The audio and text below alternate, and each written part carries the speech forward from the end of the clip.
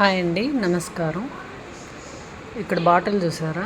ఈ బాటిల్ని ఫస్ట్ ఎందుకు చూపిస్తున్నానో మీకు చెప్తాను చూడండి.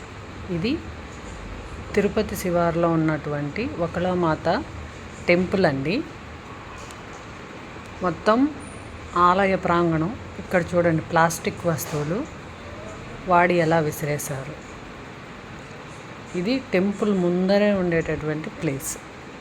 చూడండి, మొక్కలు పచ్చదనంగా ఉండాలని చెప్పి నాటుంటే వాటి చుట్టూ పడేశారు. ఎన్ని పడేశారో చూడండి.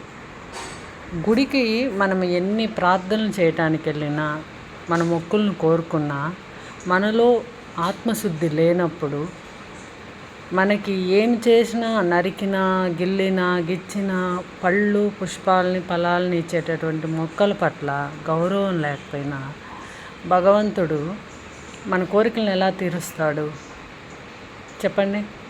ఇప్పుడు మీరు చేసేటటువంటి ఈ అపరిశుభ్రత అంతా మీ పిల్లలకి, పిల్లలకి, మన రాబోయే తరాలకి మనం ఇచ్చేటటువంటి రోగాలు, రకరకాల వ్యాధులు లైక్ కోవిడ్, ఇవే అండి. నాకు తెలిసి రాబోయే తరాల మీద, వాళ్ళ మనవాళ్ళ మీద, వాళ్ళ పిల్లల మీద ఎవ్వరికి ప్రేమ లేదు. యాక్చువల్గా చెప్పాలంటే పిల్లల మీద ప్రేమ లేదని అనాలి. చూడండి ఎంత చూపిస్తున్నాను. ఇదంతా immediate side of the temple. ఇదైతే పుష్కరిణి ముందరండి. ఇదైతే ఈ ఏరియా అంతా.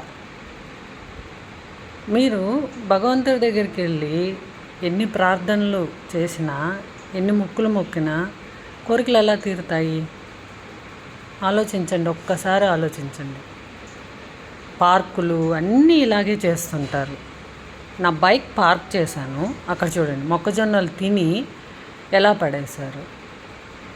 మనం ఎక్కడ ఉన్నాము, ఏం చేస్తున్నామనే మినిమం పరిసరాల జ్ఞానం కానీ, కాన్షియస్ కానీ లేకపోతే మనిషికి, పశువుకి తేడా ఉండదండి నా దృష్టిలో అయితే.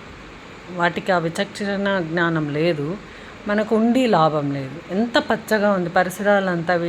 ఆ మొక్కలు అంత బాగా ఎదుగుతుంటే వాటి చుట్టూ ప్లాస్టిక్ వేయడం, చెత్తా చెదారం వేయడం ఎంతవరకు కరెక్టో ఆలోచించండి. అందరూ చదువుకున్న వాళ్ళే, మళ్ళీ బాగా సెల్ ఫోన్లు వాడుతున్నారు. ఏది మంచి ఏది చెడ్డు బాగా తెలుసు. ఆలోచించండి, ఒక్కసారి ఆలోచించండి. ఓం నమః శివాయ, ఓం వెంకటేశాయ.